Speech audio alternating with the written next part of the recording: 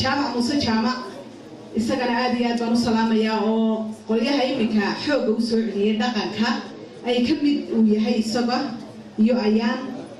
iyo sahra halganoo iyaduna inoo samaysay dee waad arkaysaa waad u jeedaan dhaqankeennii in mar walba runtii dhaqanka laga tago maaha inaynu dhaqankeenna ilaashana way wanaagsan tahay carruurteenna way wanaagsan tahay inaga inoo wanaagsan tahay haddaynu dhaqan shisheeye raacno mushkiladeeday leedahay marka anu kolleyba intaasaan idiin soo jeedin lahaa aad iyo aadna waan idiin salaamayaa waanaanu dee idiin heesayna